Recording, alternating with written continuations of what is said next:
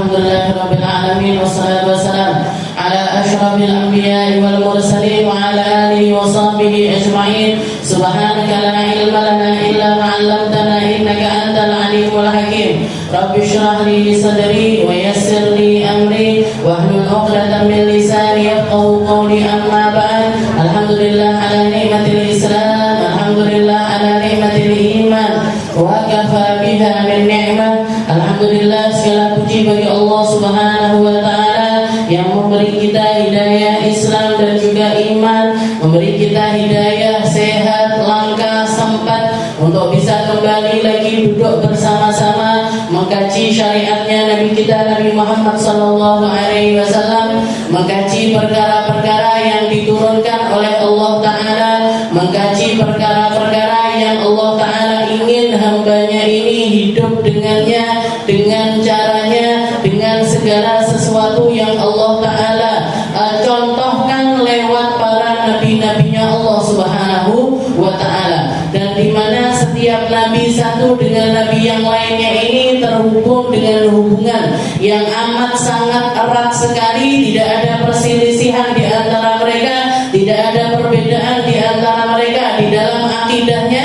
Mungkin yang berbeda antara satu dengan yang lainnya ini hanya tentang tata cara muamalah yang Allah taala sesuaikan dengan zaman-zaman ataupun tempat-tempat tersebut.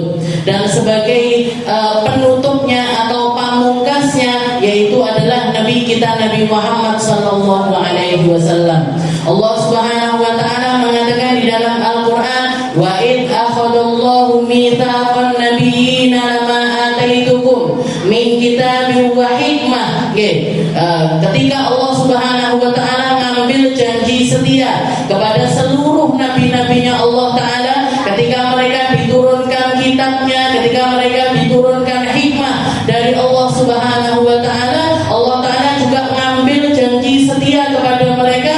Setelah itu Allah taala mengatakan, "Tsumma ja'akum rasulun musaddiqul lima ma'akum la tu'minunna bihi wa la tansurunna."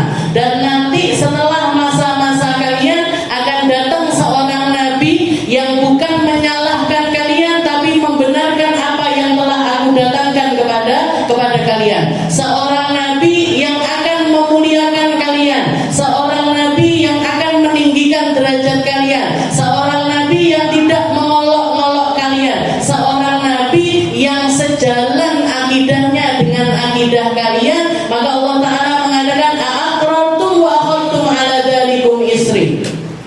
Apakah kalian mau mengakuinya dan kalian mau untuk mengambil janji setia tersebut, sehingga kitab dan juga hikmah ini akan aku berikan kepada kalian. Para ulama mengatakan, misalkan nabi-nabi itu enggak mau, misalkan nabi-nabi itu menolak untuk mempercayai seorang nabi yang datang terakhir ini tadi, maka Allah taala tidak akan memberikan nubuah kepada mereka. Jadi para nabi-nabinya Allah taala ini semuanya diberikan janji setia. Kalau kamu mau ngambil risalahku, kalau kamu mau menjadi nabiku, kalau kamu mau membawa ayat-ayat yang akan aku turunkan kepada kalian, maka kalian harus percaya juga dengan nabi yang terakhir ini. Rasulun musaddiqul lima ma'akum, seorang nabi yang tidak mendustakan kalian, seorang nabi yang akan berakidah dengan akidahnya kalian, yang akan berjalan di atas muka bumi ini dengan syariat-syariat yang sama seperti yang Allah taala tetapkan kepada mereka. Maka para nabi tersebut mengatakan, qalu aqrarna. Maka kami semuanya, para nabi itu semuanya qalu aqrartum wa akhadtum ala dzalikum isri, qalu aqrarna, qala fashhadu wa ana ma'akum minasyahidin. Baru ketika mereka menyetujui perkara tersebut, Allah taala memberikan risalah kepada mereka, kepada para nabi-nabi tersebut, fashhadu, maka kalian semuanya jadi saksinya, wa ana ma'akum minasyahidin, dan Allah juga menjadi saksi atas janji setia tersebut. Jadi gak ada satu nabi pun kecuali terhubung, gak ada satu nabi pun kecuali membawa risalah yang sama. Makanya ketika Rasulullah itu mendapatkan penghiburan pertama dari Allah Subhanahu wa taala setelah beliau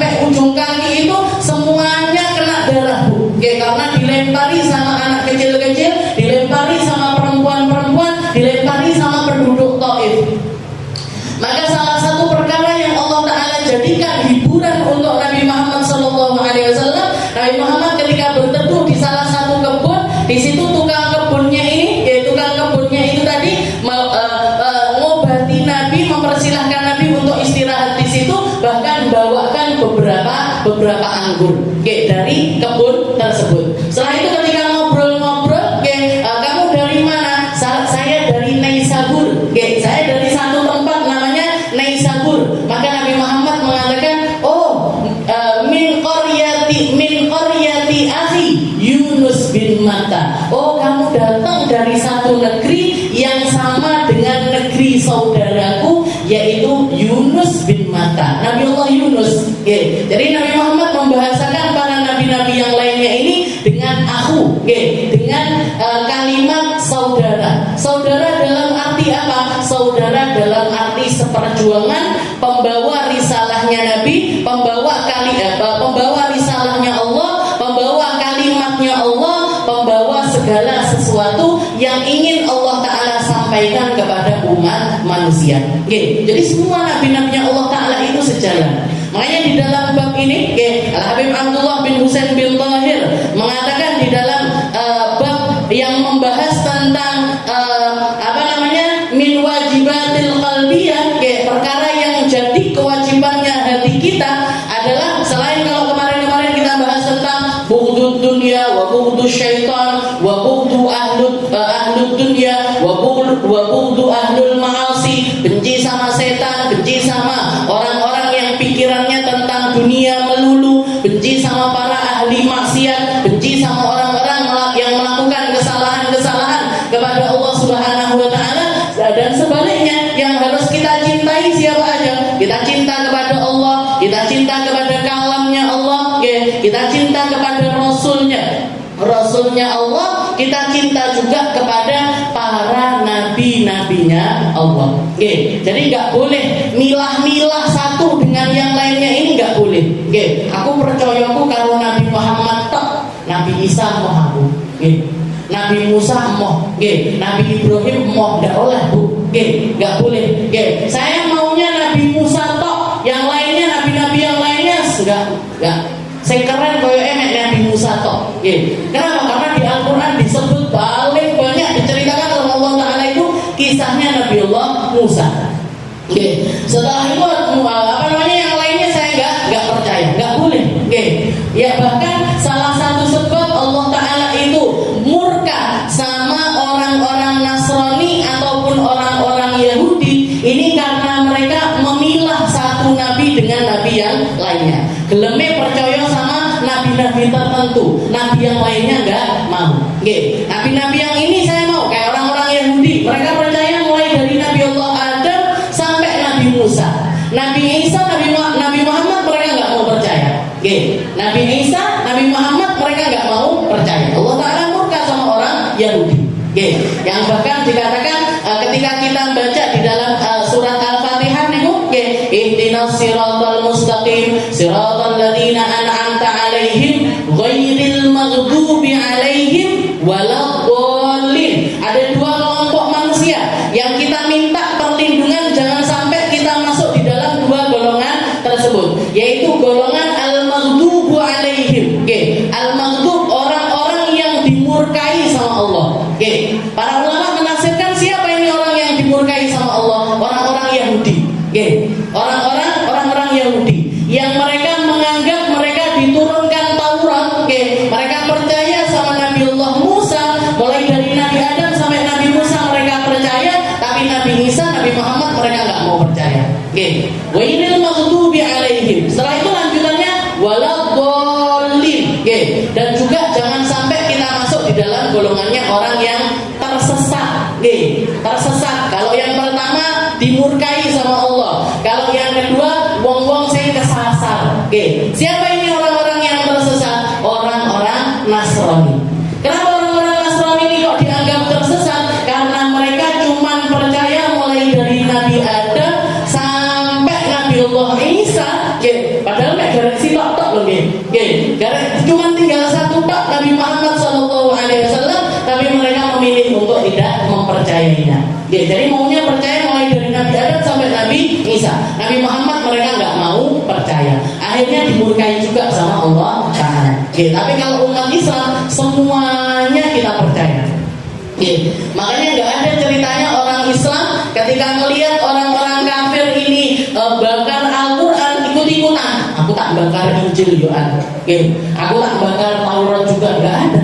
Kenapa? Karena kita percaya sama kitab-kitab tersebut. Walaupun sudah dirubah, walaupun sudah ada perubahan di sana sini, diterjemahkan di bahasa ini, diterjemahkan di dalam bahasa ini, sakarepe pendetanya untuk ngambil meti-meti ayat-ayatnya dan lain sebagainya, tapi kita masih percaya bahwasanya sebagian dari kitab-kitab tersebut tetap ada yang murni datang dari Allah Subhanahu wa taala. Tetap ada kalimat-kalimat yang otentik dari Allah, yang asli dari Allah, yang murni dari Allah, sehingga kita nggak perlu untuk melakukan hal yang semacam itu. Kalau orang-orang kafir kan nggak, mereka membakar Al-Quran, yang orang Yahudi bakar Injil, bakar Al-Quran, kita nggak ada. Semuanya kita percayai, semuanya kita kasihi, semuanya kita hormati, semuanya kita menganggap mereka ini semuanya adalah orang-orang suci yang terjaga dari segala macam dosa, yang terjaga dari segala macam kesalahan, dan mereka semuanya ini punya andil yang amat sangat besar di dalam menyampaikan risalah-risalahnya Allah Subhanahu wa taala. Ini umat Islam. Kalau dikatakan akidahnya umat Islam ini paling gampangnya adalah akidah yang tidak mengenal kebencian, yang tidak mengenal kalimat-kalimat yang buruk, yang tidak mengenal pelecehan kepada satu kaum dengan atau kaum yang lainnya. Gak ada perendahan di dalamnya, gak ada penghinaan di dalamnya, gak ada perkara-perkara buruk yang ada di dalam akidah kita. Makanya kalau misalkan kita ngaji atau belajar dari seseorang, pastikan belajar dari orang-orang yang akidahnya ini terjaga, lisannya terjaga, kalimat-kalimatnya terjaga. Jadi nggak masuk di dalam akidah kita ini, nggak masuk di dalam ilmunya Islam ini tadi ngerendahin orang, ngerendahin profesinya orang, ngerendahin tukang bakul es teh direndahkan, tukang bakul jus direndahkan. Kita pas ngelak neng pinggir jalan, kalau misalkan kita lagi haus-haus, istilahnya semua profesi itu mulia, semua profesi itu mulia. Bahkan nabi-nabinya Allah Taala pun juga punya profesi macam-macam. Nabi Muhammad dulunya penggembala kambing, setelah itu beliau menjadi seorang pedagang, menjadi seorang pedagang. Baru setelah beliau diangkat jadi nabi, dakwah dan lain sebagainya, terfokuskan di dalam dakwahnya sehingga dagangannya ini nggak tak diopeni sama nabi. Nabi-nabi yang lainnya, semacam Nabi Musa dan lain sebagainya, ada yang tukang kayu, ada yang tukang besi, seorang pandai besi, ada yang tukang kayu, yang punya profesi jabatan tinggi-tinggi juga ada, kayak Nabi Allah Sulaiman, Nabi Allah Dawud, jadi nabi tapi juga jadi raja, jadi nabi tapi juga jadi panglima perang. Ada yang profesinya istilahnya, ini masalah profesi ini kan ukurannya manusia, penglihatannya manusia, ketoke menungso, tapi kalau di mata Allah Taala atau di dalam pandangannya Allah Taala, profesi ini nggak masuk di dalam kategori yang mengangkat atau meninggikan seseorang, yang memuliakan ataupun juga menghinakan seseorang. Nggak ada, Bu. Innallaha la yanzuru ila suwarikum wala ila ajsamikum. Allah Taala nggak melihat kowe itu dolan opo, kamu profesinya jadi apa, kamu ini siapa, kamu ini anaknya siapa, kamu ini turunannya sapa, tidak dilihat sama Allah Taala. Walakin yang dulu ila qulubikum, saya didelok atine. Yang dilihat adalah hatinya. Berapa banyak orang-orang yang kerjaannya ini diremehkan sama manusia, tapi justru malah lebih cepat selamat masuk ke dalam surga. Seperti yang dikatakan sama Nabi Muhammad, inni anduru ilal jannah, saya nengok ke dalam surga, fa anduru faraitu aktsaru ahliha al-fuqara. Katanya Nabi, ketika aku melihat ke dalam surga, ternyata mayoritas penduduk surga ini justru malah dari kalangannya orang fakir, justru malah dari kalangannya orang miskin. Nyapa, Bu, kok orang miskin lebih cepat masuk ke dalam surga? Timbangannya titik, hisabnya titik, yang mau diinterogasi sama Allah Taala ini dikit, koleksi jilbabnya paling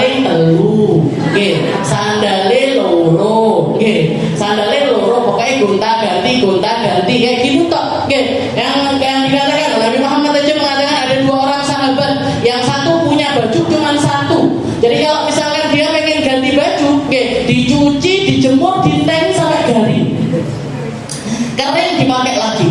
Ada satu orang lagi sahabat punya baju dua, kalau mau ganti pakai baju yang satunya dijemur. Katanya Nabi Muhammad, ini sahabat satu dengan sahabat yang lainnya ini nanti beda hisapnya itu 500 tahun. Satu baju jenengan garek buka ning lemari nanti. Nggih, jenengan hitung jilbabe piro, dalemane piro, kacamotane piro, nggih. Make up piro, nggih. Lipstik sak laci bek lipstik kabeh. Sing sapu-sapu jenengan nanti ditanya iki kondi ya. 5 per satu item 500 tahun. Segala ngepene ae. Tinggal kalikan aja berapa lama kita nanti dihisab sama Allah Subhanahu wa taala. Nggih, katanya Nabi ketika aku lihat ke dalam surga, para itu aktsar aliyal fuqara. Tak lihat ternyata mayoritas yang masuk ke dalam surga ini orang-orang fakir. Nggih. Walamma anzur ilan nar, ketika aku nengok ke dalam neraka, nggih, para itu aktsar ahliha an-nisa. Yang paling banyak masuk ke dalam neraka ini ternyata dari golongan perempuan. Nggih. Kenapa kok perempuan? Karena mereka ini sering lupa untuk bersyukur, lupa untuk hormat sama orang-orang yang memang harus mereka hormati. Termasuk diantaranya adalah suaminya. Oke, jadi gampang lali, gampang lupa. Kalau misalkan suaminya lupa ngasih nafkah sehari aja, wes koyok-koyok orang tahu nafkahi. Padahal seumur hidup ya, enggak seumur hidup sih. Bertahun-tahun berumah tangga ini suaminya nggak pernah lupa. Ngasih setiap bulan jatah harian dan lain sebagainya. Tapi begitu lupa sekali, terus langsung koyok-koyok dari hati belas. Nah, ini karakternya perempuan yang seringkali bikin mereka ini masuk ke dalam neraka. Tapi ini tidak enak, insya Allah. Semuanya orang perempuan solihah, solihah kabeh, bakti karo bojone kabeh. Mbuh bakti ya bojone, mbuh bakti mbuh bojone menang, mbuh bojone empat. Astagfirullahaladzim. Jadi kalau itu, jadi nabi-nabinya Allah Taala itu semuanya sepakat, Bu. Gak ada yang dibeda-bedakan di dalam akidahnya kita.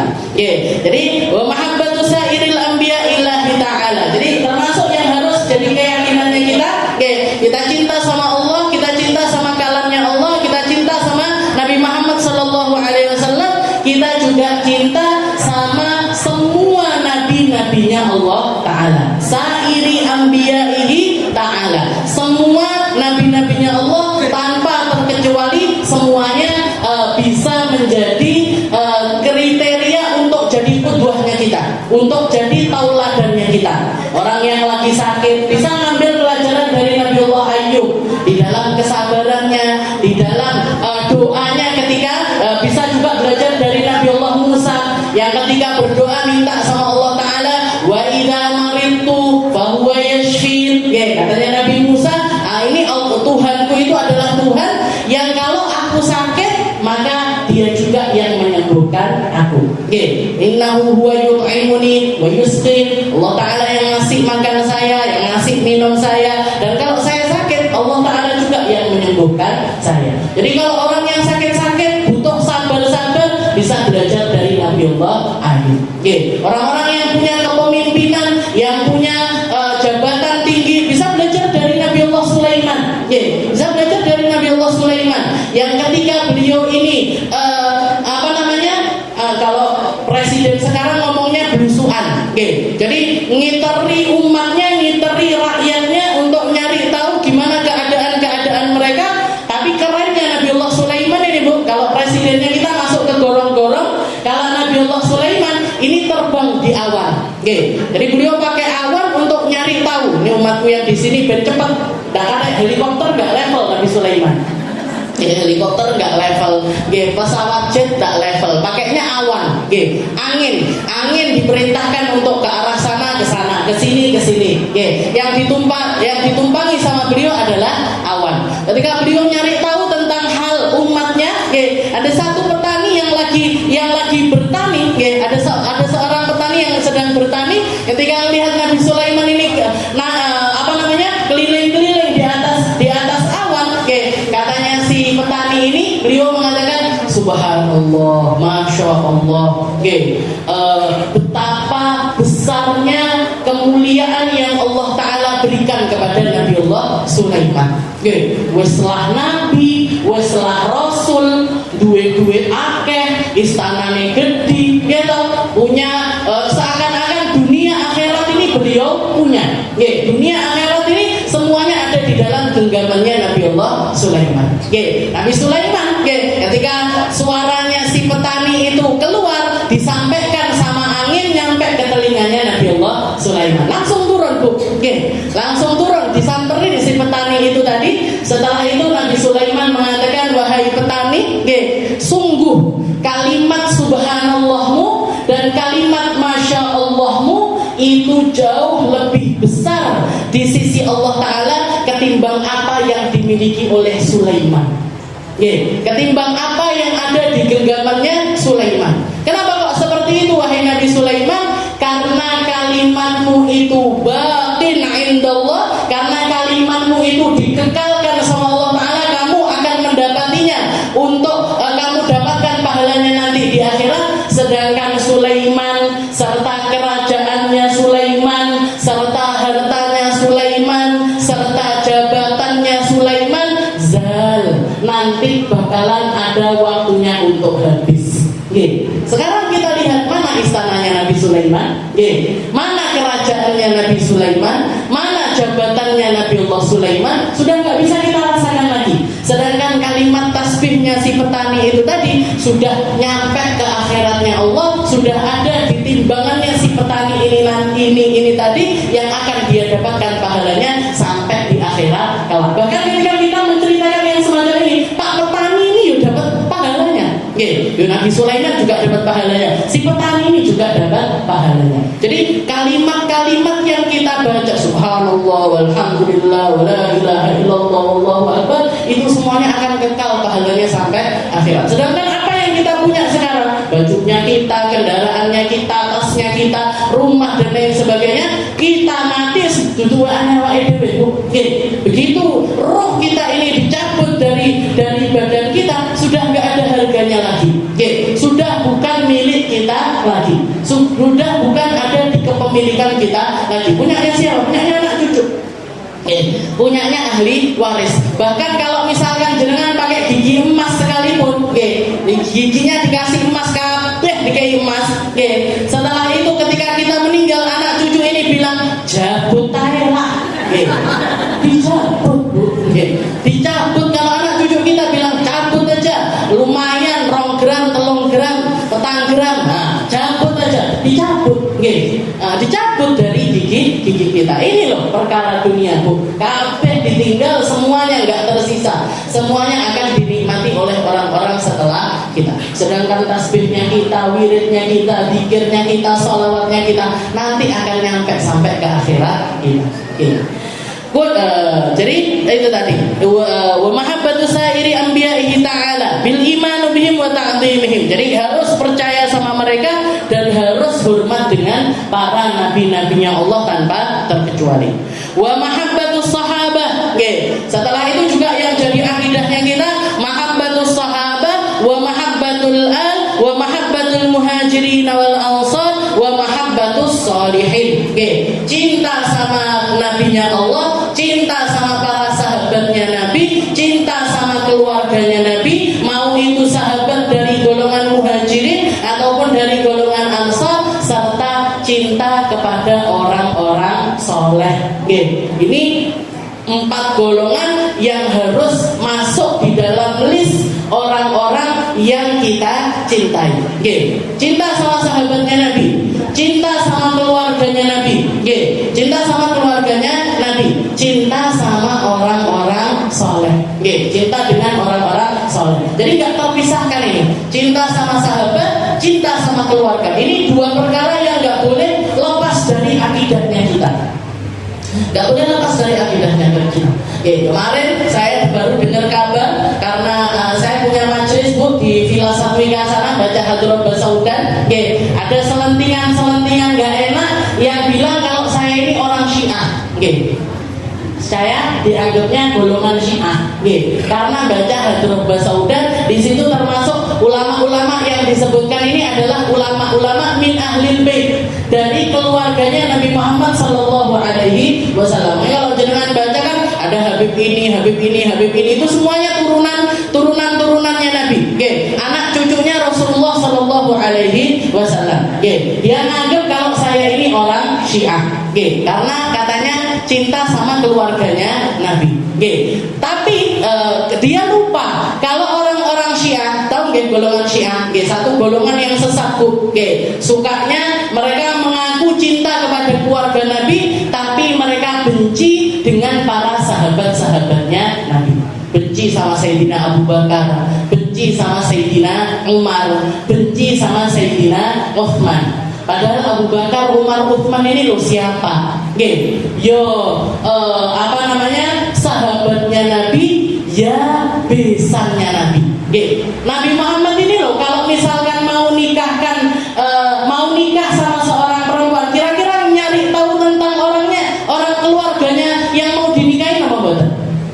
Jenengan aja kalau punya anak, mau nikahkan anaknya jenengan, nyari tahu apa enggak keluarga ini, orang ini gimana, anak cucunya siapa, keluarganya orang yang seperti apa, kan nyari tahu kan? Niki jenengan yang orang biasa, yang enggak dapat wahyu dari Allah Taala, yang enggak dapat sesuatu yang datang langsung dari Allah Subhanahu wa Taala. Yang bisa kita lakukan cuma ikhtiar, mentok istikharah. Mentoknya atau istilahnya pamungkasnya dari usahanya kita adalah dengan cara kita istikharah, minta petunjuk dari Allah Subhanahu wa Ta'ala. Tapi para nabi-nabinya Allah Ta'ala ini, Bu, sebelum minta sama Allah Ta'ala sudah dikasih petunjuk. Wahyu turun hampir setiap hari kepada Nabi, sering kali turun kepada Nabi. Malaikat Jibril jadi teman ngobrolnya Nabi. Malaikat Jibril ini sering kali Rasulullah sakit dijenguk, Rasulullah lagi sedih diparani, Rasulullah lagi begini diparani. Yang marani bukan gemen-gemen, Bu, ketuanya malaikat, malaikat Jibril. Lah kok terus Rasulullah ini punya besan, Sayyidina Abu Bakar punya putri namanya Sayyidah Aisyah dipersunting sama Nabi. Sayyidina Umar punya putri namanya Sayyidah Hafsah dipersunting sama Nabi. Sayyidina Uthman bukan cuma satu anaknya Nabi, dua putrinya Nabi dinikahkan berturut-turut kepada Nabi, kepada Sayyidina Uthman. Lah kok Sayyidina Umar dibilang sesat, Sayyidina Abu Bakar dibilang sesat, Sayyidina Uthman dibilang sesat? Iki sesat kok ngendi? Ini kan berarti dia nganggap kalau Nabi Muhammad ini salah, golek besan ini salah, golek mantu ki salah. Rasulullah ini berarti gagal di dalam mendidik sahabatnya, gagal di dalam mendidik umatnya, gagal di dalam meluruskan ketika menyampaikan syariatnya Allah Ta'ala ini, gagal di dalam meluruskan segala sesuatu. Ini kan gak masuk akal. Jadi orang-orang Syiah itu mereka cinta sama ngakunya cinta kepada keluarganya Nabi, tapi mereka mencaci maki Sayyidina Abu Bakar, Sayyidina Umar, Sayyidina Uthman. Terutamanya itu. Sahabat yang lainnya juga banyak yang dimurtadkan, bukan cuma dianggap sesat loh, Bu, dianggap murtad sama mereka. Istri-istrinya Nabi dianggap murtad semuanya. Sayyidah Aisyah yang meriwayatkan hadis paling banyak dianggap murtad, sepeninggal dari Nabi Muhammad sallallahu alaihi wasallam. Ini akidahnya orang Syiah. Ini akidah yang sangat berbahaya sekali. Akidah yang sangat berbahaya sekali. Karena punya anggapan yang semacam itu. Tapi jenengan ngelihat saya ini orang yang seperti apa? Lah kok saya dibilang Syiah jadi? Guru-guru maulutan, guru-guru baca tiba, gara-gara baca maulid itu saya dianggap sebagai orang Syiah. Padahal di dalam Hadroh Basaudan itu ada penyebutan tentang ulama-ulama dari golongan Sayyid, dari golongan keturunannya Nabi, tapi juga banyak sekali yang dari kalangan bukan habaib. Istilahnya kalau orang kita ngomongnya kiai-kiai. Kiai-kiai juga banyak disebutkan di dalam qasidah-qasidah tersebut. Bahkan yang ngarang Hadroh Basaudan itu bukan Sayyid, Bu. Syekh Abdullah Basaudan. Syekh bukan keturunannya Nabi Muhammad Shallallahu Alaihi Wasallam. Jadi saya ngamalkan jadi umat Islam ini, golongan kita, manhaj kita atau akidahnya kita, ini akidah yang nggak kenal kebencian kepada siapapun. Kita ngambil, kita cinta sama sahabatnya Nabi, tapi kita juga cinta sama keluarganya Nabi. Kita ngambil hikmah dari golongan anak cucunya Nabi, tapi juga kita ngambil hikmah dari golongan para sahabatnya Rasulullah Shallallahu Alaihi Wasallam. Gak ada ceritanya. Pokoknya aku belajarnya maunya dari Habib tok. Saya butuh Habib, aku mau belajar. Guru saya di Dalwa itu mayoritas bukan syarifah, mayoritas dari golongan bukan syarifah. Saya punya guru lulusan Lerboyo punya. Saya punya guru lulusan Pondok Ploso banyak, lulusan Salafiyah Bangil banyak, lulusan Sidogiri banyak, lulusan pondok-pondok yang lebih tua daripada Dalwa itu banyak sekali. Nyampur jadi satu di dalam pesantren saya, di Pondok Darul Lughah wa Dalwa tersebut. Dan semuanya hidup dalam kedamaian, semuanya damai, satu sama lain saling menghormati. Ini guru-guru saya, putra-putranya Habib Hasan Baharun, Habib Zain, Habib Segaf, Habib Ali, Habib Husain, pulang dari Hadramut, pulang dari belajar di Mekah, belajar di Madinah, nyampe Indonesia, masih tetap belajar sama kiai-kiai sini. Bahkan salah satu guru yang paling dituakan di Dalwa itu saya sering cerita sama jenengan, namanya Ustadz Qaimuddin. Ustadz Qaimuddin ini lulusan mana? Lulusannya Pondok Sidogiri. Jadi kalau ada orang mengatakan, Habib gak usah dirungok nih marahin, Habib sama ulama sama kiai itu loh dari dulu itu jalan mesra. Podo-podo khidmah umat, sama-sama mencerdaskan umat, sama-sama pengen umat ini kenal sama Nabi, pengen umat ini kenal sama Tuhannya, pengen umat ini ngerti siapa, apa tujuan hidupnya ketika mereka ini dikasih nyawa sama Allah Subhanahu wa Ta'ala. Illa liya'budun, mek ben umat ini ibadah. Itu loh karepnya para ulama kita. Lah kok sekarang dibentur-benturkan.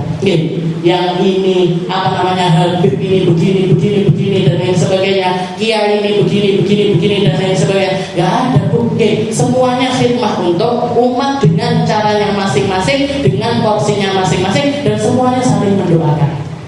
Semuanya saling mendoakan. Jadi saya sempat shock. Saudara Minah itu kan Syiah katanya. Saya ini Syiah dari mana? Istilahnya Sayyidina Abu Bakar ini termasuk akidahnya kita. Mahabbatu ashabin Nabi, cinta sama para sahabatnya Nabi Muhammad Sallallahu Alaihi Wasallam. Nabi Muhammad itu sering kali wanti-wanti, Allah fi ashabi, Allah fi ashabi.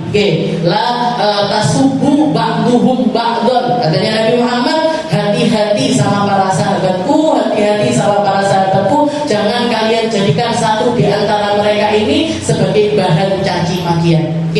Mereka itu adalah man adahum faqad adani. Katanya Nabi, barang siapa yang menyakiti sahabatku berarti dia menyakiti aku. Wa man adani faqad adallah. Barang siapa yang menyakiti aku berarti dia nyakiti Allah. Wa man adallah yushaku ayyakhudahu.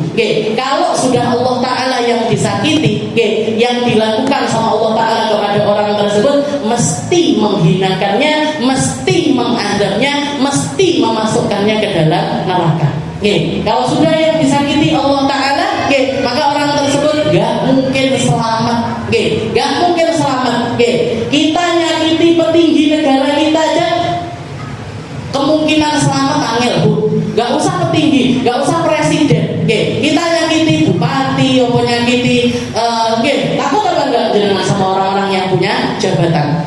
Istilahnya kalau kita bikin salah sama mereka ini, gampang buat dicari-cari kesalahannya, dicari-cari aibnya, dicari-cari gimana caranya biar dihukum dan lain sebagainya. Kalau urusannya kita sama orang yang punya jabatan seperti itu. Nah ini kita punya urusan sama Gusti Allah. Kalau kita ini yang kita sakitin Allah Ta'ala, maka gak mungkin mungkin selamat, dunia nggak mungkin selamat, akhirat nggak mungkin selamat. Dan ini dikatakan sama Allah fi ashabi, hati-hati kalian sama para sahabatku. Oke, jangan sampai kalian nyakiti salah satu di antara mereka. Seburuk-buruknya sahabat tetap lebih tinggi derajatnya dibandingkan orang-orang setelah mereka. Oke, tetap lebih tinggi derajatnya dibandingkan setelah mereka. Dan Nabi Muhammad juga mengatakan ashabi kan nujum, bi'ayyihi muqtadaitum ittadaitum. Semua sahabatku itu kayak bintang-bintang di atas langit. Kamu mau ngambil hikmah dari siapapun di antara mereka, kamu akan mendapatkan hidayah dari Allah Subhanahu wa Ta'ala. Ini membuktikan kalau Nabi Muhammad itu luar biasa percaya dengan anak-anak didiknya.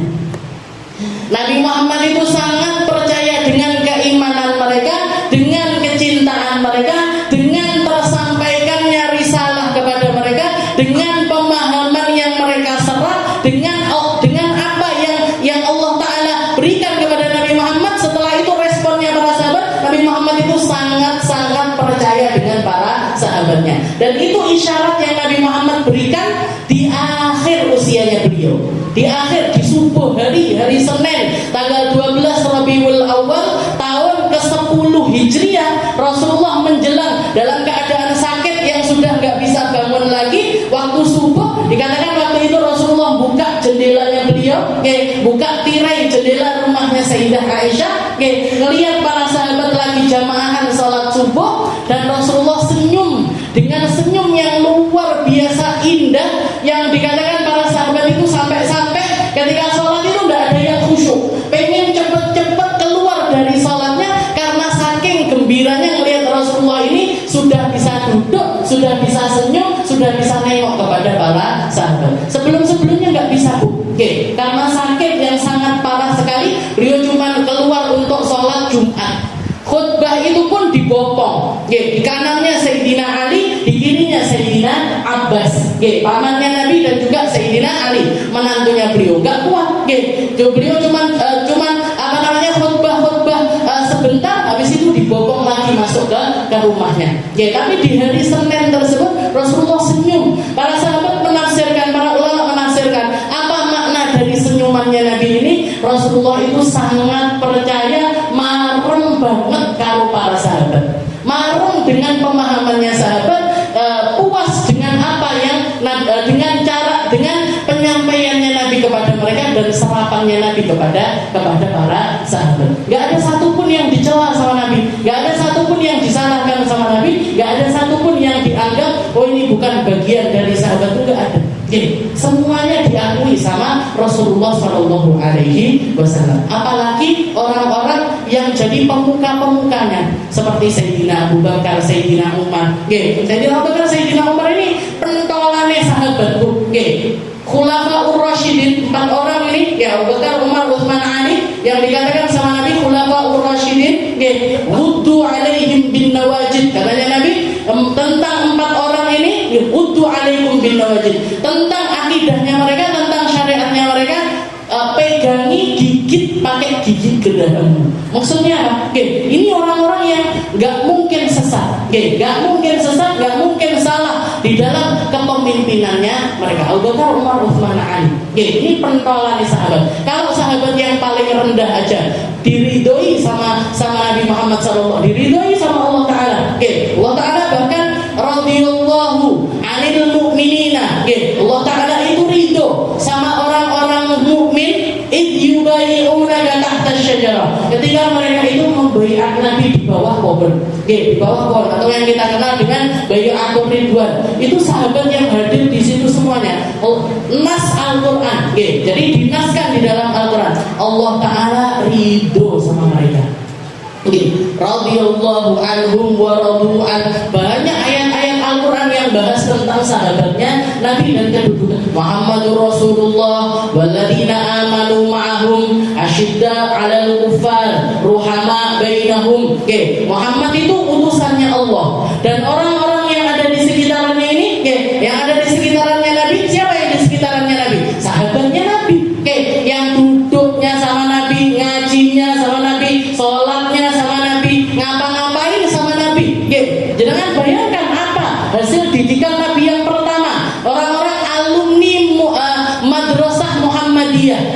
untuk Muhammadiyah Ormas orang-orang yang keluar dari madrasahnya yang dipimpin langsung kiai ini Nabi Muhammad sallallahu alaihi wasallam. Roh asyidda 'alal kufar wa hama bainahum. Kriterianya mereka ini seperti apa? Mereka ini orang-orang yang keras sama orang-orang kafir tapi amat sangat rahmat dengan orang-orang muslim. Asyidda 'alal kufar wa hama bainahum. Tarahum ruk'an sujadan. Kalau kamu melihat kriterianya para sahabatnya Nabi ini, kerjaannya mereka apa? Profesinya mereka ini ngapain? Rukuk, sujud, yabtaguna fadlan minallahi wa ridwana. Yang mereka cari cuman ridhonya Allah, yang mereka cari cuman fadilah dari Allah Subhanahu wa taala. Simahum fi wujuhim min athari sujud. Kamu kalau kelihatan mereka, memandang kepada mereka, tahu persis kalau mereka ini orang-orang ahli sujud. Tahu persis kalau mereka ini mukanya selalu basah dengan air wudu. Simahum fi wujuhim min athari sujud. Dzalika mathaluhum fit Taurah wa mathaluhum fil Injil. Bahkan ini kisah tentang kriterianya para sahabatnya Nabi ini sudah Allah Ta'ala tuliskan di dalam Taurat, di dalam Injil, misalnya kabeh. Jadi Allah Ta'ala itu ketika mengutuskan Nabi Muhammad, Allah Ta'ala juga ketika Allah Ta'ala milih Nabi Muhammad, Allah Ta'ala juga memilihkannya untuk lahir di tempat yang terbaik, meninggal di bumi yang terbaik, punya sahabat-sahabat terbaik, punya keluarga-keluarga terbaik, punya anak cucu yang terbaik, punya risalah terbaik, punya segala sesuatu yang paling baik yang bisa Allah Ta'ala pilihkan kepada manusia. Allah Ta'ala berikan itu kepada Nabi Muhammad sallallahu alaihi wasallam. Makanya ketika Sayyidina Abu Bakar, kalau tahu asal muasal Nabi Sayyidina Abu Bakar ini pertolongan sahabat ini, Sayyidina Abu Bakar itu ketika masuk ke dalam agama Islam, beliau kan orang pertama yang masuk ke dalam agama Islam dari kalangannya laki-laki dewasa. Kalau dari keseluruhan umat, orang yang pertama kali masuk Islam itu Sayyidah Khadijah. Sayyidah Khadijah. Baru setelah Sayyidah Khadijah, Sayyidina Ali. Dari golongan anak kecil, Sayyidina Ali. Dari golongan budak, Zaid bin Harithah. Zaid bin Harithah disusul sama Sayyidina Bilal bin Rabah. Dari golongan laki-laki dewasa, Sayyidina Abu Bakar. Dan ketika Rasulullah diangkat jadi Nabi, Sayyidina Abu Bakar itu lagi gak di Mekah, tapi sudah sahabatan sama Nabi, punya urusan bisnis, sering ngobrol bareng. Tongkrongannya itu Nabi Muhammad kalau nongkrong sama laki-laki, biasanya temannya Sayyidina Abu Bakar.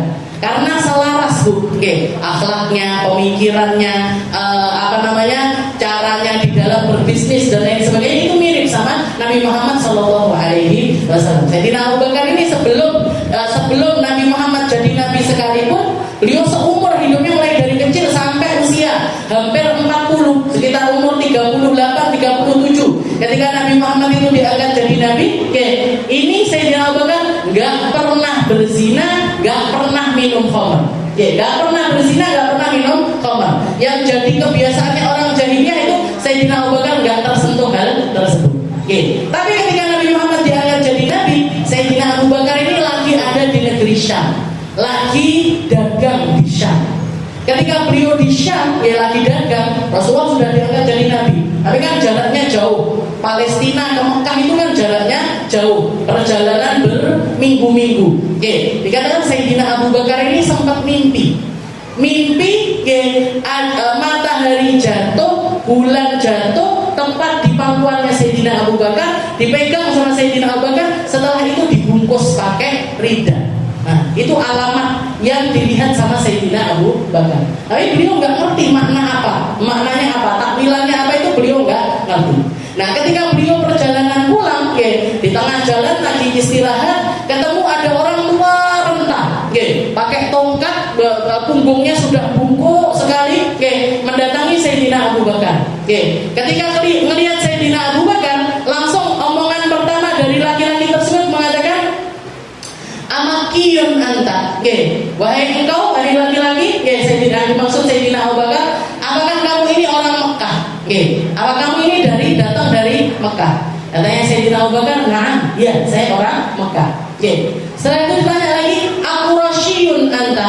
Apakah kamu dari apakah kamu datang dari suku Quraisy? Katanya Sayyidina Abu Bakar, nah, ya saya dari Quraisy. Saya itu nanya lagi, Ataimiyun anta, Ataimiyun anta, apa kamu datang dari Bani Tamim? Apa kamu datang dari Bani Tamim? Katanya Sayyidina Abu Bakar, nah, setelah itu laki-laki itu bilang, lek ngono bukaan wetengmu, bukaan bajumu, saya pengen melihat perutmu. Katanya Sayyidina Abu Bakar, bayangkan jenengan ketemu orang pertama kali, jajan delok udele, jajan delok udele, jajan delok kelek, kan aneh. Katanya Sayyidina Abu Bakar, loh kok ujung-ujung kayak gitu? Tadi ditanya tentang orang Makkah, orang Quraisy, orang Tamim, dan beliau nggak masalah. Tapi buka perut ini saya tunggu dulu. La illa hatta tukhbiruni bima syi'ta. Enggak, saya nggak akan buka perut saya kecuali kamu ngasih tahu saya kenapa kamu itu menginterogasi saya dari awal. Maka laki-laki tersebut mengatakan, saya ini pendeta Nasrani. Saya ini adalah seorang pendeta. Hidup saya habiskan di gereja. Hidup saya habiskan untuk membaca kitab-kitabnya Allah. Hidup saya habiskan di dalam mempelajari agamanya Allah, agama-agama samawi, Taurat, Injil. Saya pelajari semuanya. Dan saya melihat dari apa yang saya baca di dalam kitab-kitab tersebut, saya melihat kalau masa-masa ini adalah masa-masa terutusnya Nabi yang terakhir. Masa-masa terutusnya Nabi yang terakhir.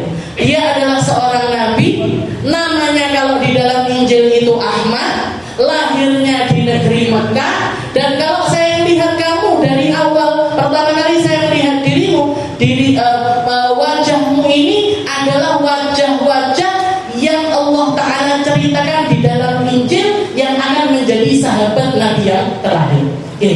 Dan salah satu tanda yang Allah Ta'ala berikan di dalam Injil tentang sahabatnya Nabi yang paling dekat dengan Nabi yang terakhir, bahwasanya di atas perutnya, di bawah dadanya, di atas pusarnya itu ada garis putih yang jalan dari atas ke bawah. Ada garis putih. Kalau kamu memang sahabatnya Nabi yang terakhir, di perutmu itu mesti ada garis warnanya putih. Sayyidina Abu Bakar tidak pernah perhatian yang matangnya garis putih apa enggak. Akhirnya dibuka sama Sayyidina Abu Bakar. Buka sama Sayyidina Abu Bakar, ternyata benar. Ada garis putih yang memanjang dari bawah dadanya beliau sampai ke pusarnya beliau. Setelah itu katanya begitu melihat ada garis putih itu, langsung dipeluk sama orang tuanya tadi. Sama pendeta tadi langsung dipeluk, nangis si pendeta tersebut. Setelah itu mengatakan, wahai engkau, wahai laki-laki Quraisy, saya mau nitipkan satu amanah kepada dirimu. Sampai kalau kamu nanti nyampe ke Mekah, sampaikan surat saya kepada Nabi yang terakhir. Sampaikan surat saya ini nanti kepada Nabi yang terakhir. Saya yakin kamu akan jadi penolongnya Nabi yang terakhir, kamu akan jadi sahabat terdekatnya Nabi yang terakhir. Maka dia nulis surat, isinya itu wahai Rasul, wahai engkau yang disebut Ahmad di dalam Injil, wahai engkau yang begini-begini, nulis panjang pujian-pujian kepada Nabi. Saya ini adalah orang ahli kitab yang sudah tua renta, kayaknya nggak punya kesempatan untuk bertemu langsung dengan dirimu. Tapi kalaupun saya nggak bisa bergabung denganmu di dunia, nggak bisa ketemu sama engkau di dunia, saya mengharap Allah Ta'ala akan mempertemukan kita nanti di akhirat. Allah Ta'ala akan mempertemukan kita nanti di dalam surga. Allah Ta'ala akan mempertemukan kita nanti di negeri akhirat. Itu isi suratnya si pendeta ini tadi. Dilipat, dititipkan sama Sayyidina Abu Bakar, dikantongi di kantongnya beliau sebelah kanan. Dia pakai jubah, ditaruh di sakunya yang sebelah kanan. Pulang ini Sayyidina Abu Bakar sambil mikir, sopo kira-kira orang Mekah yang paling pantas untuk jadi nabi. Gak kepikiran Nabi Muhammad, gak kepikiran karena saking dekatnya, kayak konco, kayak temen dekat gitu, gak kepikiran kalau Rasulullah sahabatnya sendiri yang menjadi seorang nabi. Begitu nyampe ke Mekah, belum pulang ini Bu, belum pulang. Saya turun-turunkan barang dagangannya, malah kepikiran sopo, kira-kira sopo sih dari Nabi, sopo. Datang satu orang pekerjanya ngomong sama Sayyidina Abu Bakar,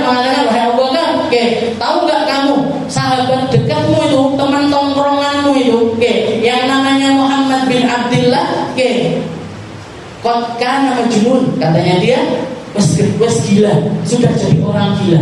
Innahu yadda'i bin nubuwah. Dia ngaku kalau dirinya ini nabi, ngaku kalau Tuhan menurunkan wahyu kepadanya, ngaku kalau dia ini dapat risalah dari Allah Subhanahu wa taala. Begitu laki-laki tersebut ngomong kayak gitu, katanya Sayyidina oh yo, enggak kepikiran Muhammad, orang yang dapat julukan Al-Amin, orang yang terkenal dengan amanahnya, terkenal dengan kejujurannya, terkenal dengan akhlaknya yang mulia, terkenal dengan kebaikannya dan lain sebagainya. Baru kepikiran Sayyidina Abu Bakar, kalau misalkan ada seorang nabi yang datang dari suku Quraisy, yang datang dari orang Mekah, maka Nabi Muhammad lah orang yang paling pantas untuk menyandang kriteria tersebut. Dan direken orang yang ngomong ini tadi, ditinggalkan dagangannya, gak pulang ke rumah, langsung pergi ke rumahnya Rasulullah SAW.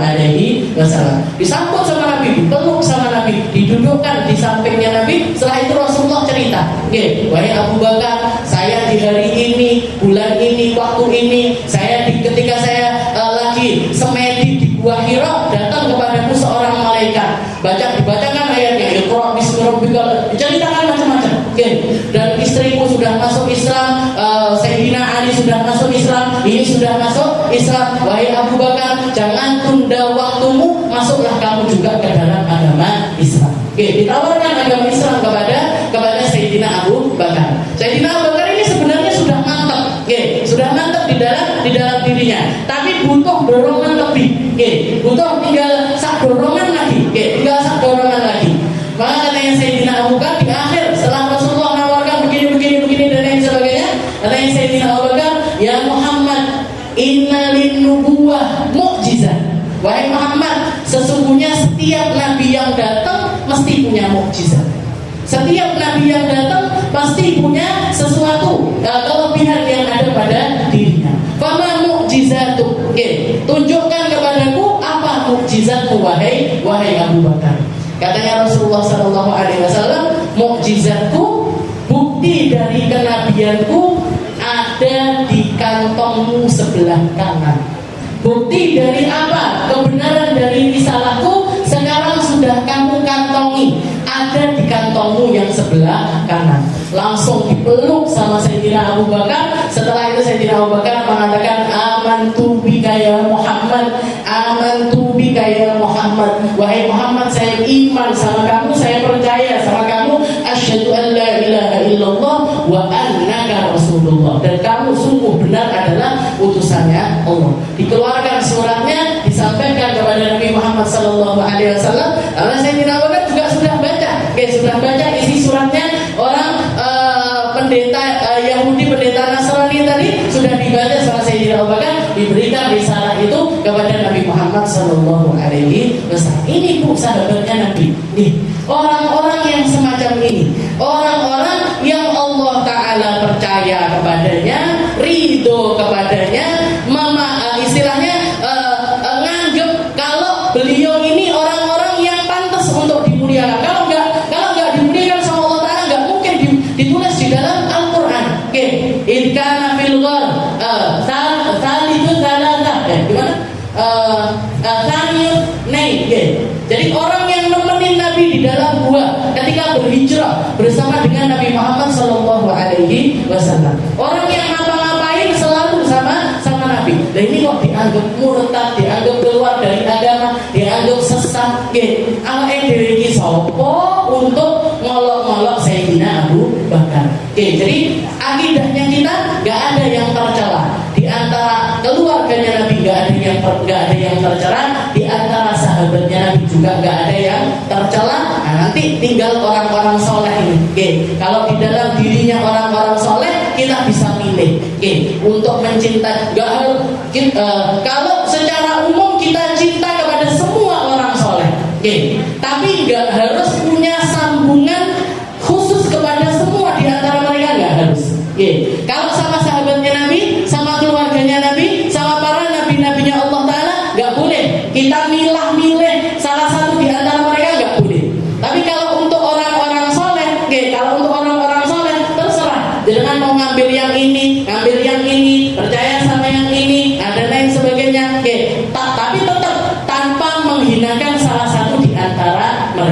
Oke, orang-orang soleh kita cinta sama semuanya. Oke, sama ahli Quran kita cinta, sama ahli sholat kita cinta, sama ahli sholawat kita cinta. Oke, tapi tanpa merendahkan salah satu di antara mereka. Tapi semuanya orang-orang yang mulia di sisi Allah Subhanahu wa taala. Wa mahabbatus sholihin ta'limihim wal mail ilaihim wa suluk tariqihim. Allahu a'lam bishawab. Insyaallah kita lanjutkan di pertemuan-pertemuan kita ya.